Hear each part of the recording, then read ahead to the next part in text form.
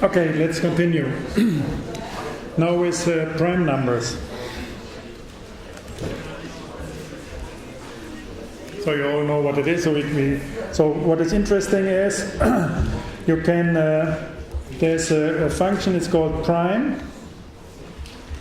And you can ask for the third prime number. You can ask for the 12th prime number. You can ask for the first prime number. You can ask for the millionth prime number. You can ask for the, I don't know, prime number. So, yeah?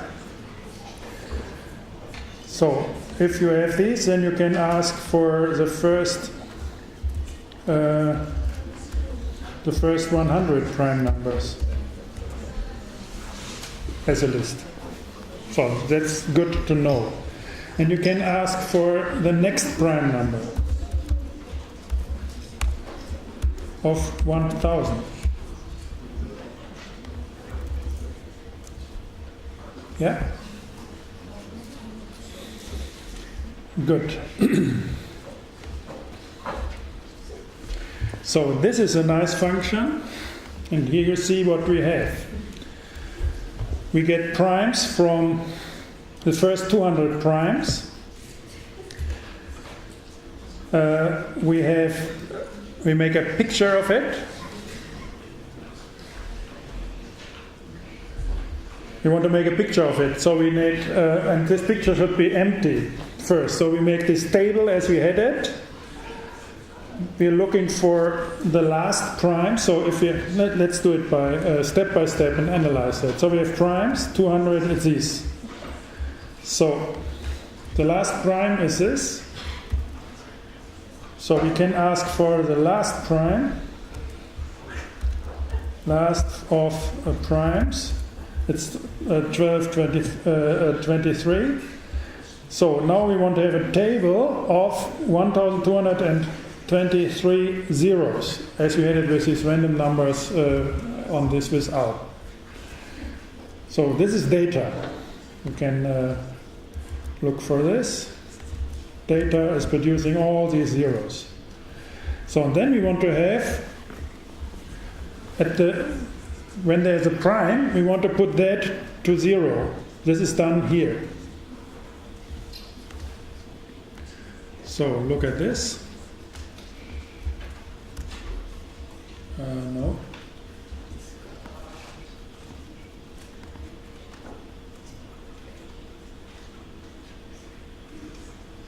Okay, and then look at, yeah, it's here. So put a 1 to the position of the primes. So the first should be here, and then the 1 gives you white points. So then start here. So this is 1, this is 2, this is the first prime, 3 is the second prime, 4 is not a prime, 5 is a prime, 6 is no prime, 7 prime, 8, 9, 10, 11, 12, 13, and so on. So and it goes to 1223. So what you see here is that there is no ordering. Yeah? And what we have with the primes are these lines. These lines starting at the first place and continuing in a certain frequency. This is, for example, the 2, so it comes in a frequency of 2, always. So if you divide by 2, it's there. If you divide by 4, it's there. If you divide by 6, it's there. With 8, it's there, and so on. The same with 3. The same with 5, and so on. So these are the numbers. So these are the vertical lines throughout this crazy pattern. And the challenging or interesting thing is, this makes the whole story alive, is that the only thing you can trust in are primes. You can make order of, but they are without order. So you can't say predict a next prime number. You simply have to test it, and then you know. You have to go step by step for the next. There is no prediction for that. There's no formula to get prime numbers. You have to know them. So with this code, you go for 2000. You see there's no structure.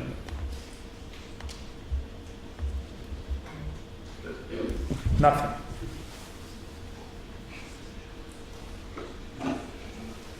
So to organize, to make any order in nature and so on, the only thing you can work on to make your steps on ground is prime numbers, and they are by itself principally without order. So I find these things very beautiful. And I find it very beautiful that you can easily make these superposters out there. And computers are not afraid of work. No? Very simply do it. So that's here. Now go to addition. This is what I like to call a fictional point. No, that's wrong. We had the addition was here. This was the ratio of point. So that's a simple thing. You simply count it and so on. Super simple. This is the ratio of points. Now we go to multiplication. So multiplication works like this. You have these fields here, these fields. And now you walk in space. So a multiplication of 6 by 3 is, you go 1, 2, 3, 4, 5, 6. You go up 6 steps, and then you make 1, 2, 3, and then you go down steps, 3 steps. So and then you are with 18. That's multiplication.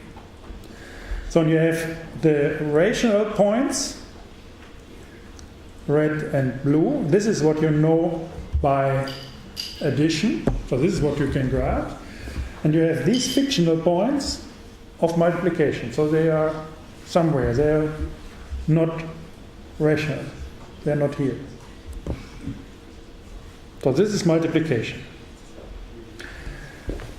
So if you look at patterns of multiplication, if you want to go the other way around, you have these prime factors, just the other way around. Prime factors is very important as well.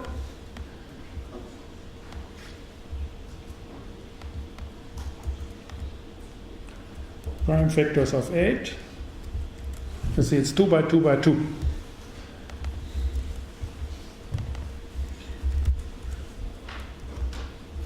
Yeah? Very useful.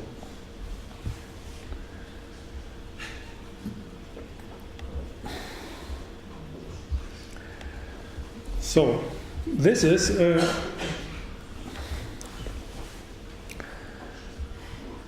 the circular representation of two numbers, of 6 and 9, and you see that they are harmonized in 3. So, this, for example, is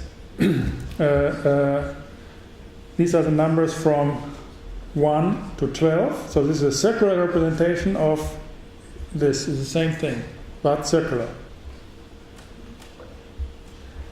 This is the so this is the code how to do that. You can do it 24. Happy with that. So here is a code to make the cuts of a circle. 24, 13, 35. So it's important, it's very few code. But this is a function I made. I put it in a directory. So and this is the two of them overlay. We have 0 to 12. Here from 2 to 12.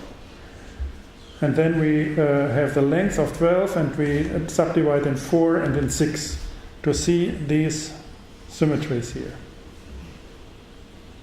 So we do the same here, much bigger scale, just changing a few parameters in our code. You can do it with thousands. So what you see is what these prime numbers or these divisors, what they are doing. So these are the linear axes in the circle. These are the cuts of the circle. The partitioning of the circle, the irrational circle.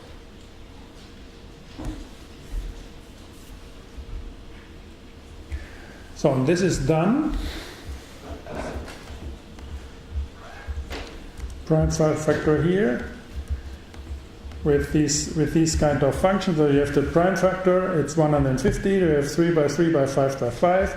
And these are the divisors of 150, which means these are the principal subdivisions which meet the 150.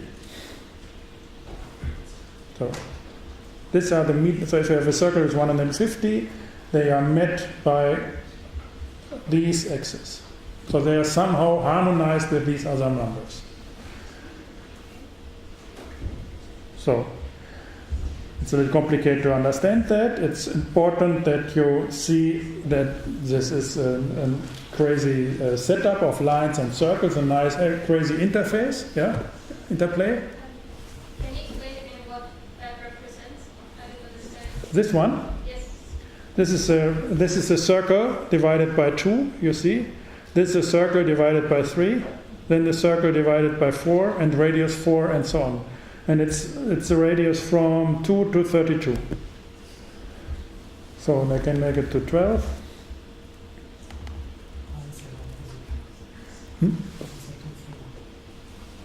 The lines are not visible.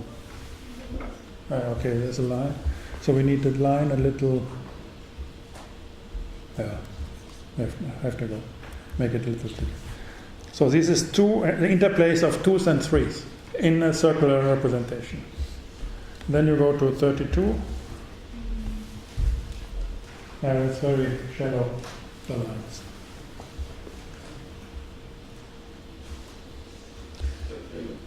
So I made these drawings that you get an idea what this is about. You can play around and you can use it for something, whatever you like. These are the simple functions Mathematica gives you. So you simply do these things. You don't have to hustle, and you easily get all these kind of partitions, the harmonics of certain numbers, and build up these systems. So if you have these kind of subdivision, principal friends and subdivisions of numbers, this, for example, is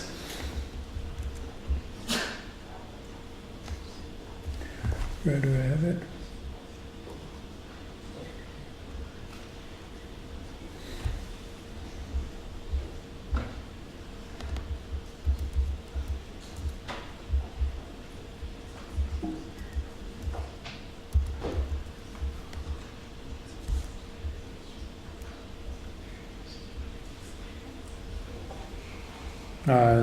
This function is missing.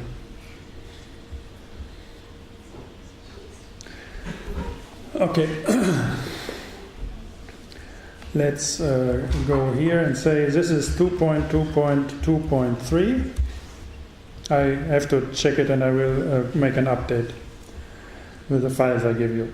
So the factor for 22 is 2 by 2 by 2 by 3. So, and now you can say I can multiply 2 by 2 by 2 by 3 to get 24, and of course I can have 2 by 2 by 3 by 2, or 2 by 3 by 2 by 2, or 3 by, and so on. So this is called permutations. And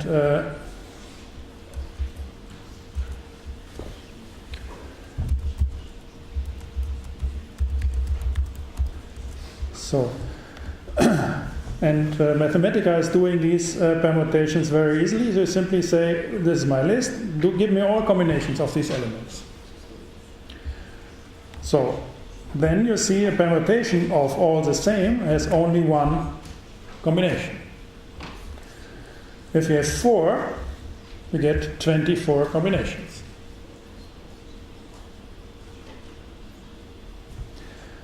So this is very, very nice. So instead of having 1, 2, 3, 4, I simply can say I want to have colors. And as I told you, this symbolic computing doesn't care about any format, so you easily can make all the combinations of colors. Can I ask how you made it work now? I simply put it explicitly, so you simply have to put this explicitly here.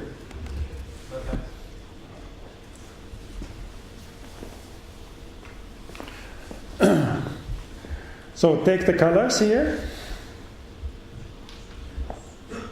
and it's permuting the colors. You can do it with names, whatever you like, pictures and so on. Here we have a renderer to get these colors, a list of 4 colors into a square. You need this function and stage it. Takes too long to explain it in detail. And these are the permutations of the colors, of 4 colors. Takes the same code, can play around with it, with 6 colors.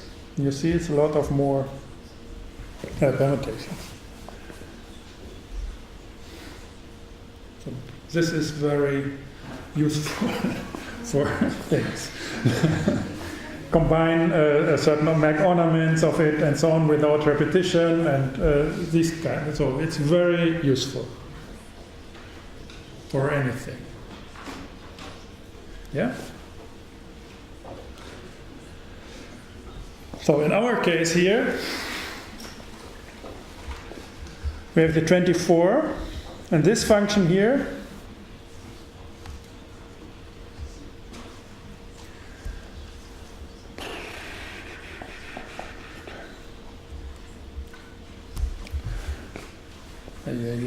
I have to take that function.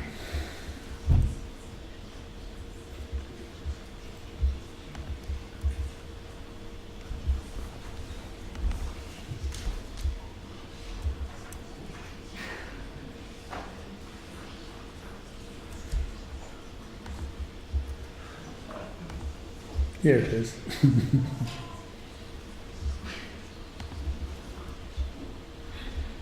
That's a function. So will give it to you, so you can't play this now. So now we get, with this here, we get all the permutations of the divisors of 24, and you make our pattern. So this pattern here says, you have the 1, you either can, in the first step, divide by 2, then divide the 2's in 2, and then divide the 2's again in 2, and then divide each element in 3.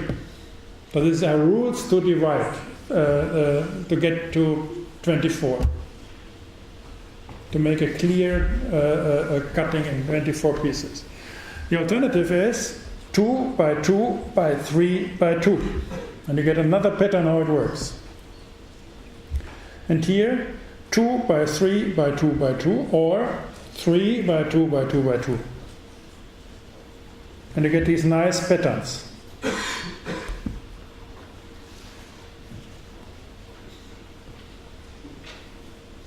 So, these are, for example, the numbers from between 1 and 20. These are all the divisors of these numbers. So we can go to 100. You see this, partition that in 10. We have a nice field here. Go to 100, go to 10 here. And we see this crazy thing that some of these get super complicated and some are very simple. Here, especially the primes have only one, that's clear. And the others get very complicated and it's no regularity in there.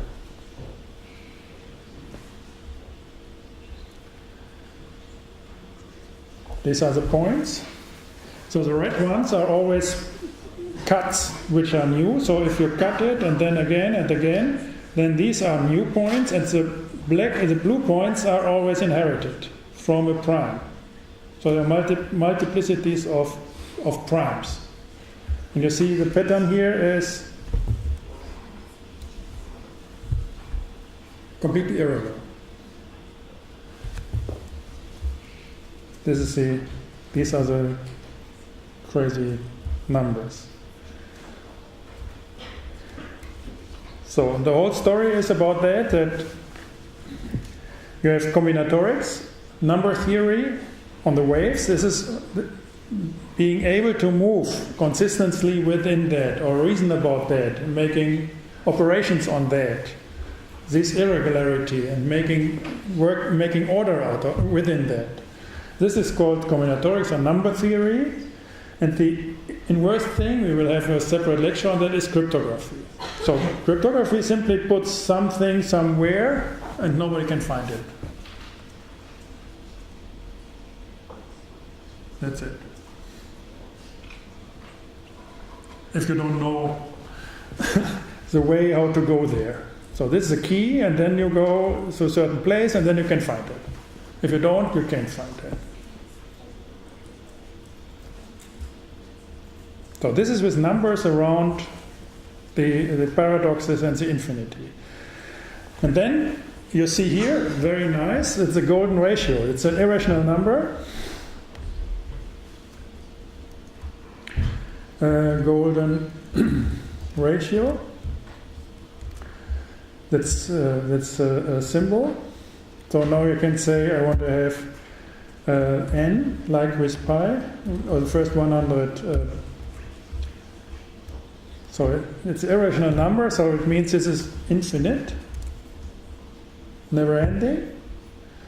And this number is the most irregular number ever of all the principal numbers. So this is the number which is most, so people always like because they're kind of harmonic and they like it, which has the biggest distance. So it's a line here which never touch any point and which is most distant to all these other lines. If you start to make grids and start counting and so on, the most complicated number to get is the golden ratio.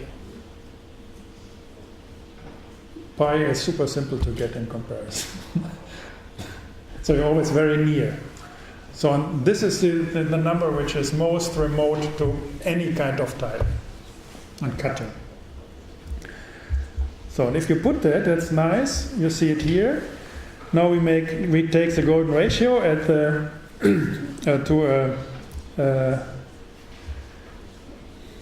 and make it a circle with x and y. We put it to a circle, give it a spiral, count from 1 to 1000, which means the radius, this gets a radius, we're getting a spiral, and then these are the steps on the circle. So this is a very simple formula to get the first 1000 points in these making in circles around with the golden ratio included to get things out of order. So and if you do that, you get these nice patterns. Yeah?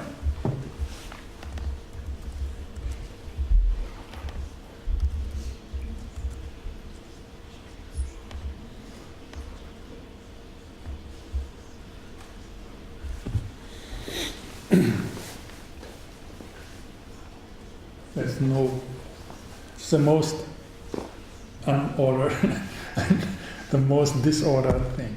So then you reason, for example, with a sunflower, you think that they're working with the golden ratio just to get as much in this overlap that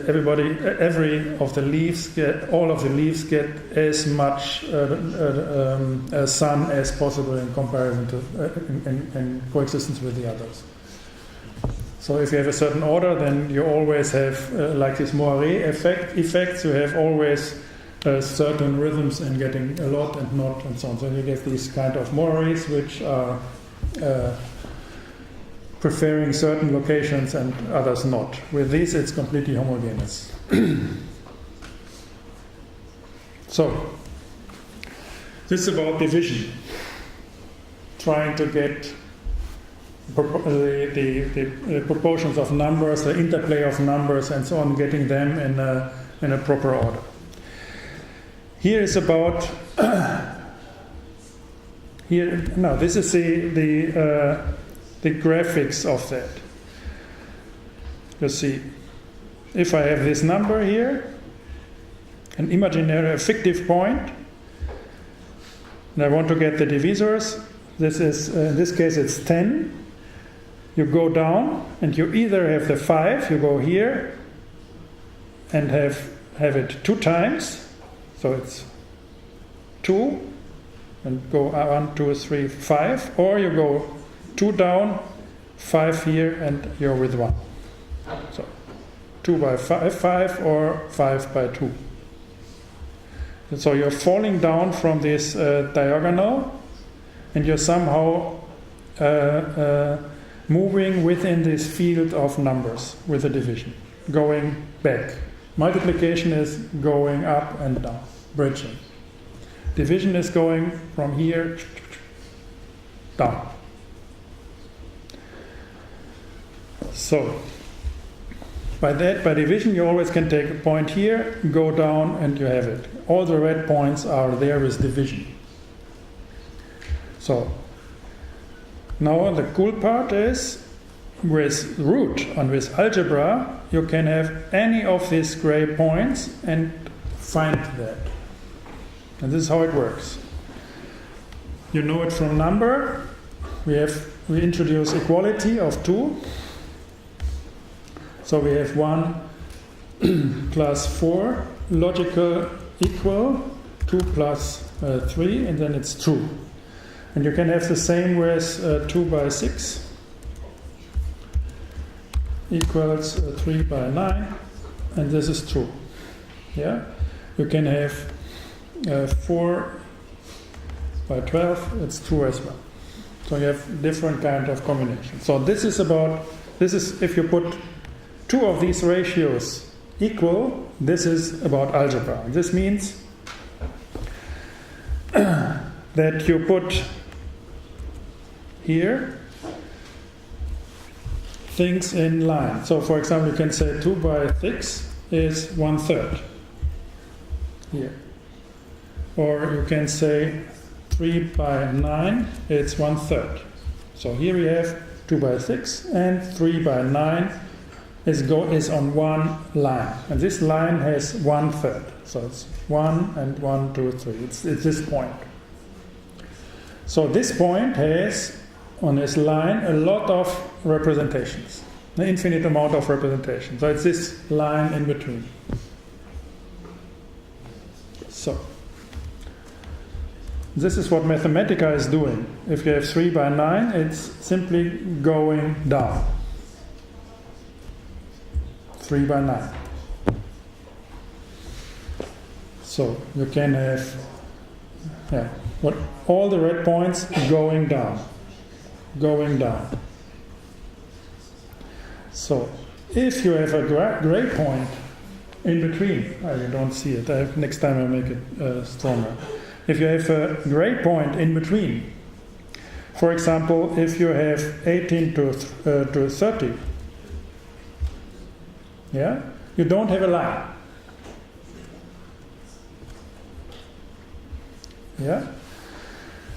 But algebra gives you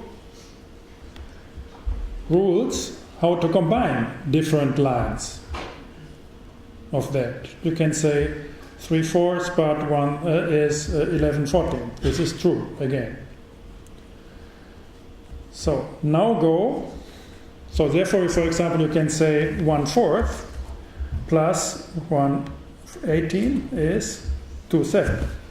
So this is, for example, a way to get 2, 7 in combination of two of these diagonal lines. In combination, you are there. So I can combine these two. Imagine we want to have these points because we want to have a regular grid on ground. So we want to make our steps in X and Y and up and down, and so we want to make that. It's not that we always have to do these diagonals and so on. So we want to make these clear steps. So the way is that you have to put multiple of these roots here and combine them with addition to get these points. So for that you have unit fractions. So you can divide, for example, 7 to 15, and this is 1/3 plus 1/8 plus 1 to 120. This. You can do it with all the numbers.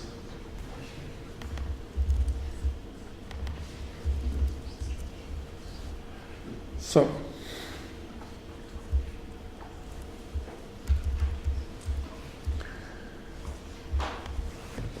relatively simple, but the problem is that you can have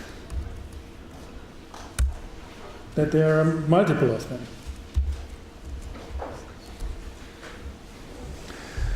For example, you see this algorithm here. Say it's so 13 to 89 is 1/7 beeps, and then this number. So it's crazy complicated. So, but there's also this one here, this one, which is simpler. So the trick is always, you see it's getting very complicated to make these small steps. And how to get that? For example, you can say, if I want to go to 1389, I simply say, then take my first step should be not 1/7. So if I make 1 to 7 here, minus. So here, you see what happens. If I have this, we have 3 fractions. I take the first, and then the 2 are remaining. So, but I can have any other and subtract it. Now this is too much. I can take an 1/8, and then I get another combination. I can have 9, another combination. I can have 12. So you see, there's an infinite amount of combinations how to get that.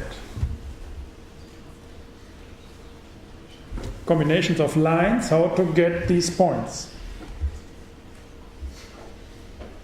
So, what de facto you're doing is, if you take a point in between, then you fall down, go here, or you fall down here and go there. So it's this fraction plus this fraction. So first and then second. So there are there's an unlimited amount of combinations of how to do that.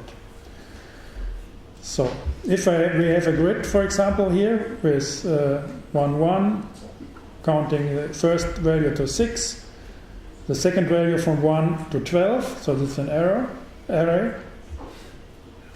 We put that to these proportions. So, this is a simplification. It's the same thing. So instead of 6 by 1, it's simply 6. Or instead of 2 by 10, it's 1 by 5.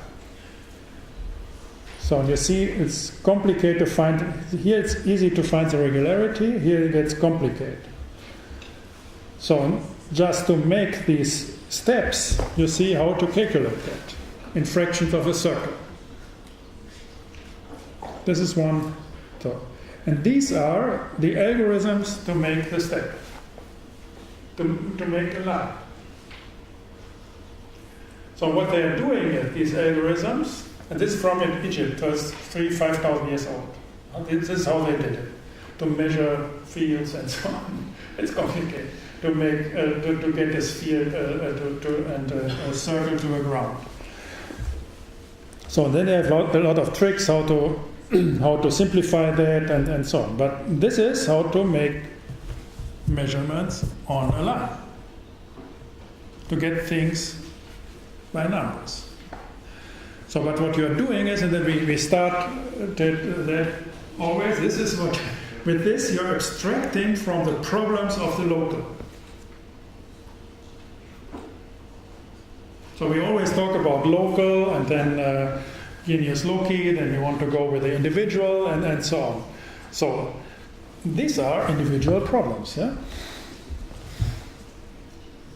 You have to calculate a lot to make the step from here to here. It's super simple if you go here. So they're not the same. So what you're doing with numbers is that you're abstracting from the local. Numbers are global. Therefore you can count whatever you like.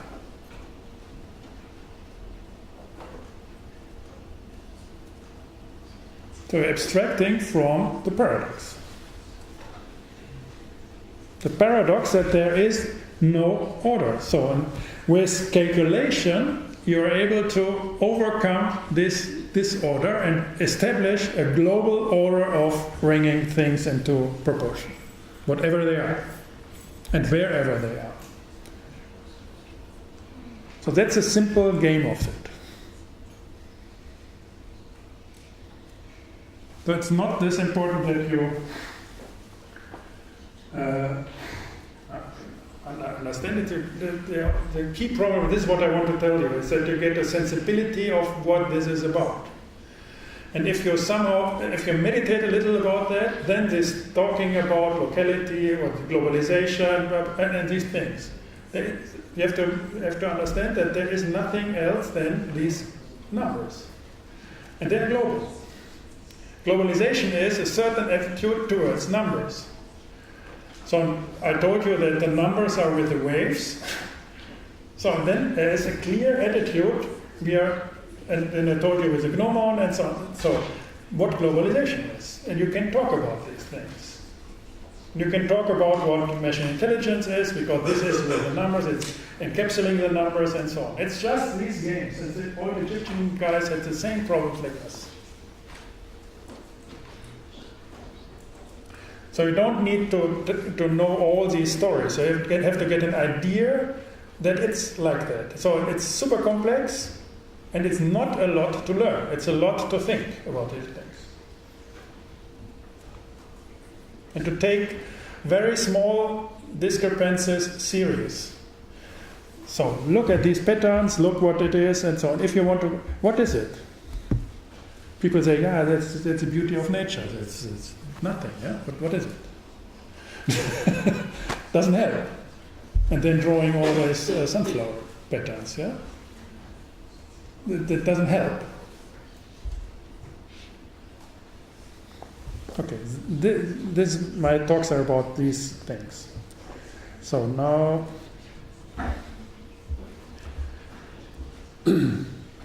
yeah?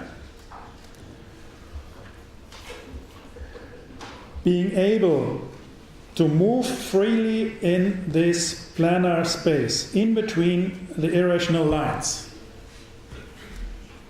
This is called reality. Yeah. Moving by numbers. This is reality. My strong hypothesis. There will be a lot of discussions. This is what my hypothesis would be. So, machines doing that had been always there. So computers are not new. Always there had been machines doing these movements on the plain ground, to be able to abstract to make a step, so not be a flower or a tree. So tree can walk, so here's a local. So we as mammals, we can walk. So we do this abstraction, like numbers. So we don't care about the local, not this much about the local. So machines being animated like us, they called, I would say they are motors. They're not machines. Machines are driven by, for example, a windmill. This is driven by an external force. So like the wind, or what we have. Therefore, we are so fond of solar power, whatever. So all these. So this is driven by external forces, of God. So this is a windmill. This is a machine. Machine which are animated. For example, this intellectual machine of the numbers, which are global, but they got this intellectual thing to make a step. So they're animated and doing it by themselves somehow, like the numbers. They are always rotating. These are motors. So like a steam engine, you put coal, pack it, and then they're rotating, and then they're driving. That's a steam engine. So this is a motor, not a machine or an engine. And this is engineering. So machines, also animated machines or motors on calculation. This is what we have if we calculate on things. These are our fingers. I got you. So turning things. It's a motor, abstracting from locals and just talk, just count in circles on some goods, on trees, on friends, on whatever. That simply chairs, count it with your fingers. This is on things. If you count the machine or the calculator for counting in space is the abacus, for example, and the calculator in time is this Babbage. These are the first computing machines we have. So you see that they are always turning. So you have these twisted big fingers, you have these, and they're turning about itself. So this is a finger with, it's a finger with circles, with rings. And this is a ring with numbers. So then you circulate the ring itself. So it's always like a fractal. It's going deeper and deeper. And by that you can abstract from things to space to time. The phenomena of calculation is arithmetic. It's always there. Computers are not new.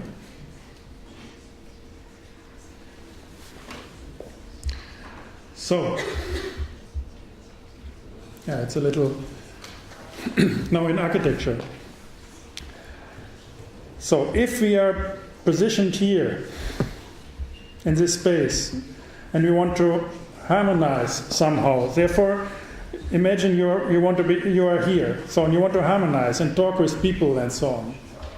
So then you switch to the simpler places, so making less effort, taking less resources and so on. So being more adjusted to locality. So make calculation simpler, going pragmatic, go to the optimum and so on. All these stories. So moving from here to here. This is how it looks like. Go to the 19th century and these people doing that. And these spaces doing that. So you can't sit on wrong place. You can't behave in a different place. This is an architectural expression of this numerical thing. So it's not that the numbers are a reason for that. This is how to start to think in a certain time about these principal phenomena. And then you can learn what is a number. And what is, for example, this division. What are these virtual lines? And you see how you can express them as architects. You can learn that. And ask these guys who did it, why did you do it like that? So now here, Schinkel. This is a famous picture. You have this bright horizon, the lights coming in and so on. And it's blowing with the wind, and he gets a sculpture figure here and there. This is getting the infinite light, as I told you, from the sphere.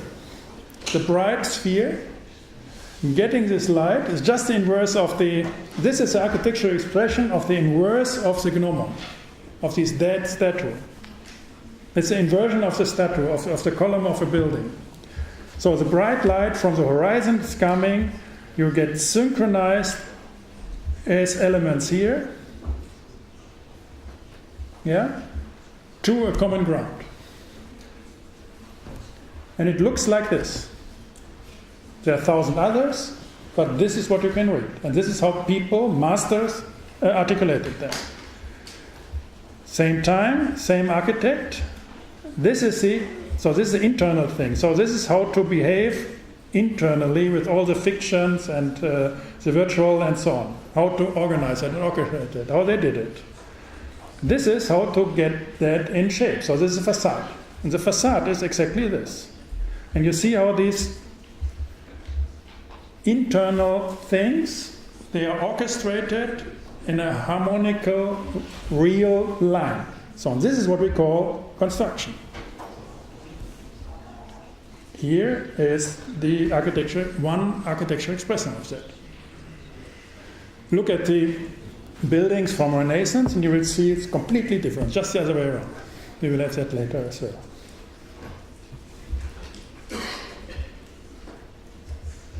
Paintings. So if we have these movements from infinity to here, these are the paintings. So this is a facade, this is a construction, and this is the rotating A, getting primary towards the pixels.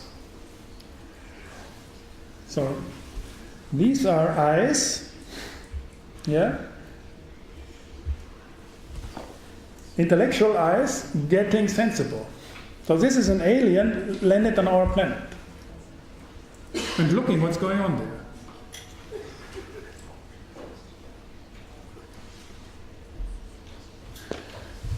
300 years before Caravaggio, look at these eyes. They're talking. They're fighting. They're discussing. They're arguing. They have certain characters and so on. They're expressing things. She's looking from outer space. So this is on waves. This is on particles.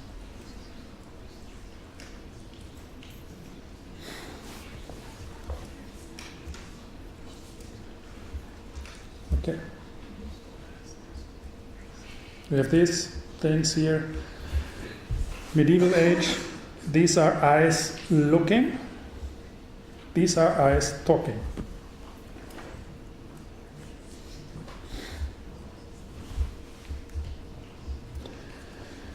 Okay. Stop here. I have examples with music, but sound is dead. So very interesting. I can look here. Very nice. So with the finally, so that's enough for today. I think you get an idea what numbers are about, and it's open and it's rich. So this I always want to give you an idea of a solution or a definition. I only want to show you it's rich. It's everything we have. It's anything we have. So with the exam, in the documents you can download it. I have a special folder. It's called MTP Exam 05. There are all the questions, accumulated questions of the lectures we had, inclusive of today. There are new questions. So to get it right, it should work in itself. So you don't need to start the rest, to start our system. You can start this file from scratch. So quit if there's a problem, quit Mathematica, start Mathematica with this exam, it should work. So I included you the new questions. The new questions are here. So these are new questions, and they are included there. So it's very important that you understand three things. First is, I don't like exams. Yeah, but it has to be. So the second is, we will have these multiple choice, and there will be more questions every week.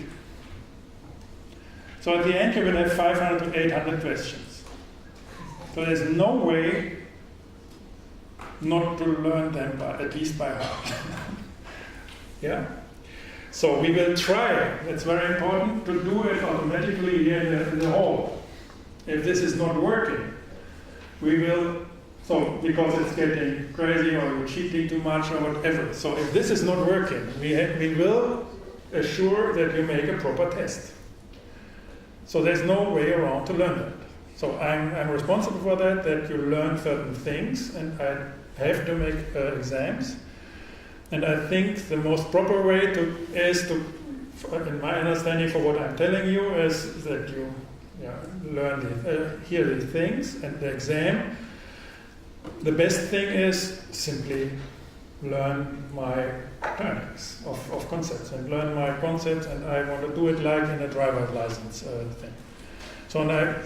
So this last time it was a bit chaotic. We will try it again next time, so in 2 weeks. If this is getting chaotic as well, we have to think for other methods to make that. So we have to make it in chunks of 20 and look what you're doing with your computer. So something has to be done. But there's no way around. You have to learn these questions. And you have to keep up. Yeah? So if you do it continuously, and the idea is that you get used to these concepts, and after a certain time, it's clear. So it's not complicated, and it doesn't take too much time.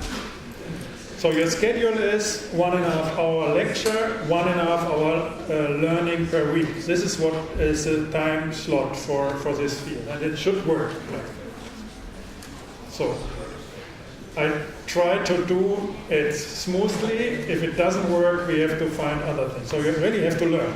So I make sure that there's no way to cheat.